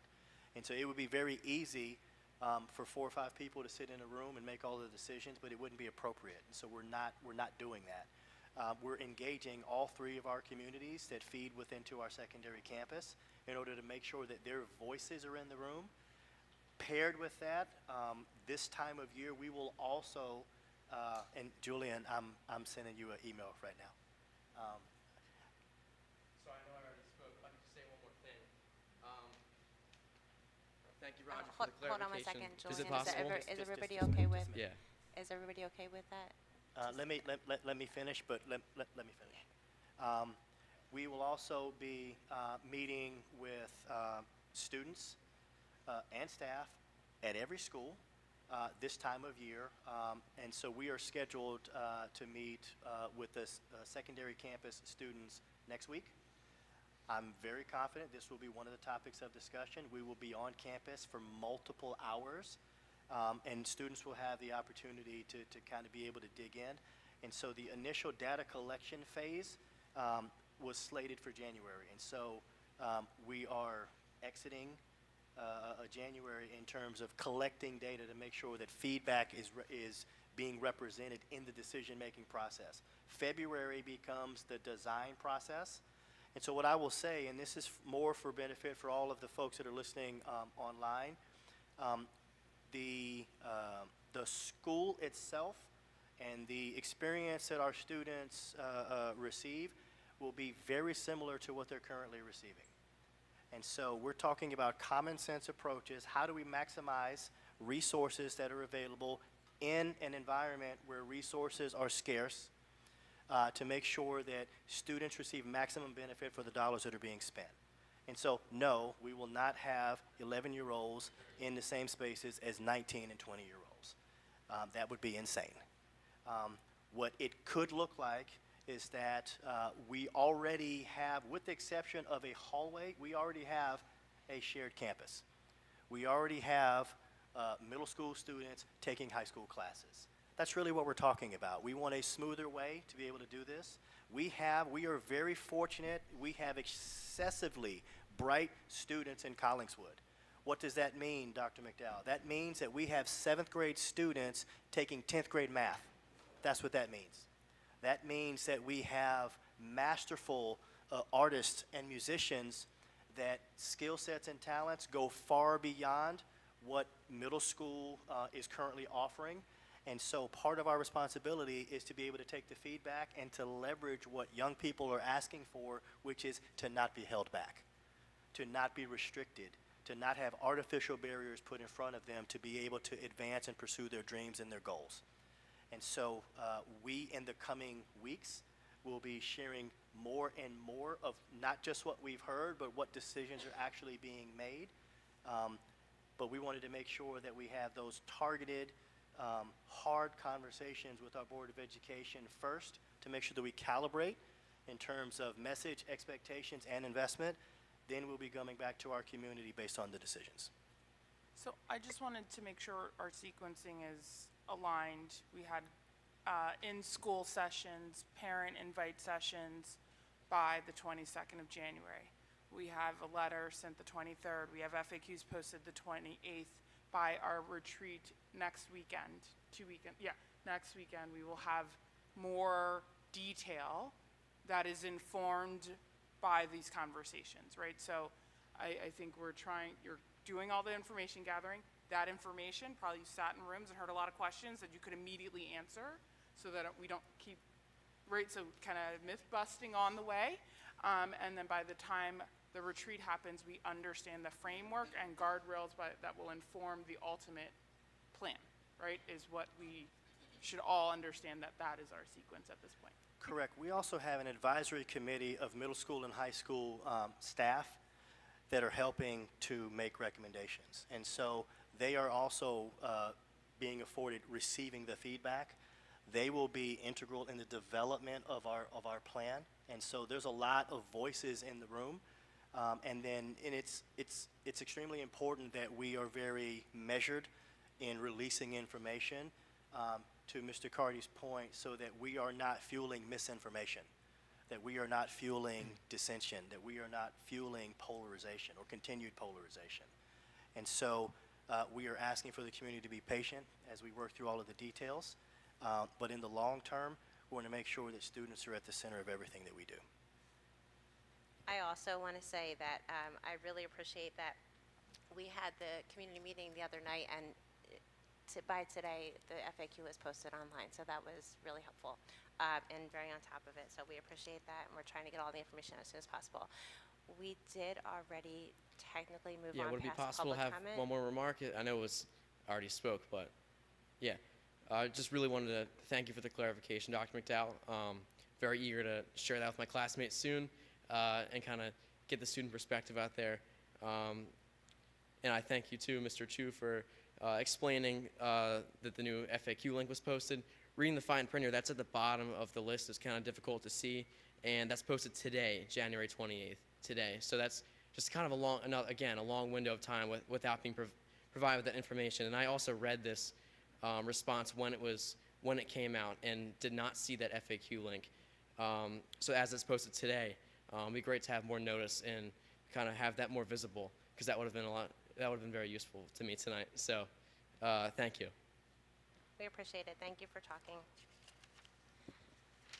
Okay. And then, so another question I have, which is that I think it was mentioned a few times here that there were maybe other concerns or maybe other issues or concerns that community members might have that were heard during some of these sessions, and if anyone else had any concerns for us to surface that hasn't been addressed in the FAQ, that maybe we can surface that now so that we can get that addressed as needed. That would be more appropriate for the retreat on February 7th. I would echo that because I haven't had a chance to read through the FAQ fully. So rather than us all sitting here and reading through that, why don't we plan as a board to come together at the retreat and discuss more in depth? That'll give us some time to look at the FAQ also, so thank you. All I right. also want to caution the board, the FAQ is not all encompassing. The FAQ was in direct response to some of the hottest topics. We will go into significantly more detail on February 7th. Okay, moving on. Section number 9. Okay. Thanks, everybody, for your patience. I am especially just learning how to do this. Okay, so section number 9, Buildings, Grounds, and Finance. We have, let's see, there are 16 different items in this section, so I am going to, considering that we discussed all of them last week in some detail, I'm going to go ahead and make a motion to approve section 901 to 916. Can I get a motion to approve that? So moved. And a second? Second. Any questions or comments from board members?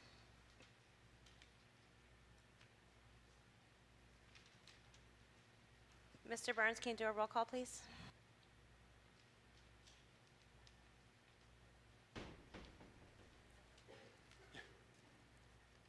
Mr. Craig? Yes. Ms. DeMarco? Yes. Ms. Devine? Yes. Ms. Mai? Yes. Ms. Mikulski? Yes. Ms. Sherman? Yes, except for 9.08, I abstain just because of a conflict with my school. Ms. Z? Yes. Mr. Dilkus? Yes. Mr. Chu? Yes. Motion passes. Thank you so much. All right, we're going to move on to section 10, which is curriculum, and we have, it looks like 5 items on that section, so I'm going to make a motion to approve the 10.01 to 10.05. Can I have a motion, please? Or, So moved. Second. okay. Any questions or comments from board members? Mr. Burns? Mr. Craig? Yes. Ms. DeMarco? Yes. Ms. Devine? Yes. Ms. Mai? Yes. Ms. Mikulski? Yes. Ms. Sherman? Yes. Ms. Z? Yes. Mr. Dilkus? Yes, except we're required to abstain. And Mr. Chu? Yes. All right. This is moving fast. Moving on to section 11, personnel. So we have, it looks like 22 items on the agenda for tonight. So I'm going to make a motion to approve items 11.1 to 11.22. Can I make a motion for that? So moved. Second. Thank you. Any questions or comments from board members? Mr. Burns? Mr. Craig? Yes. Ms. DeMarco? Yes. Ms. Devine? Yes. Ms. Mai? Yes. Ms. Mikulski? Yes. Ms. Sherman? Yes. Ms. Z? Mr. Dilkus? Yes, except we're required to abstain. And Mr. Chu? Yes. Motion passes. So section 12, do we need a motion for this? There's nothing on there for policy at this time, right?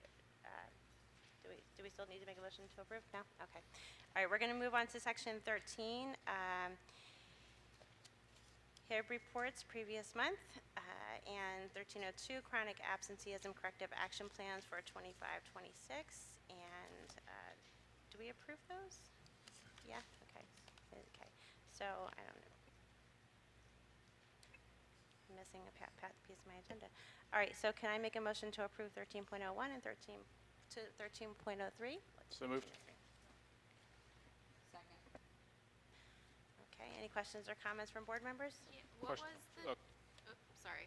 I was just gonna ask what the change was for job descriptions. This wasn't on, the agenda for committee of the whole, so I couldn't ask that question, so I'll pop through. I mean, we don't get a tracked version, so it might be nothing, but So the change was making sure that the reports to was consistent with all of the job descriptions. It was based on old language, and so reports to, it says superintendent or designee. That was the change. thank you. And a question on 13.02, is that something that's required by the state, or is that something that we're doing it internally? It's required by the state for any school that is over the 10% threshold for chronic absenteeism. Is this a newer initiative by the state, or? Okay, gotcha, thank you. And not every school is involved in that, right? Correct. Okay, so make a motion to approve the items again? Did I do that already? I did that? Okay. All right, good. Mr. Craig? Yes. Mr. Marco? Yes. Ms. Devine? Yes. Ms. Mai? Yes. Ms. Mikulski? Yes. Ms. Sherman? Yes. Ms. Z? Mr. Dilkus? Yes. And Mr. Chu? Yes. Motion passes. Okay, we already did our public participation, so section 15, motion to adjourn. So moved. Second? All in favor?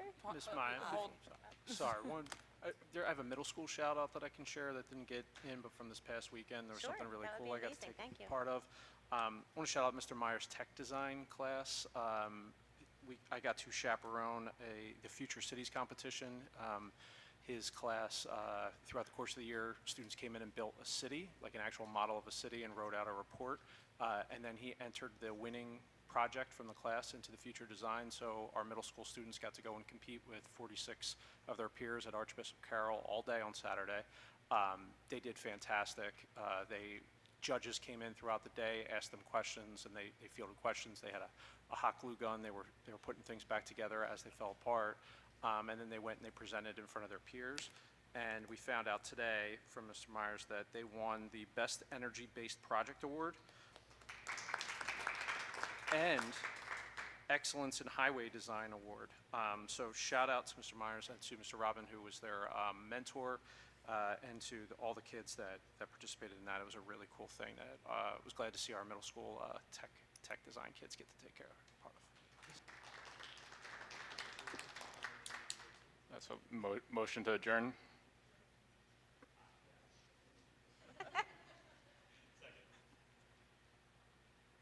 Aye. All in favor? Aye. Aye.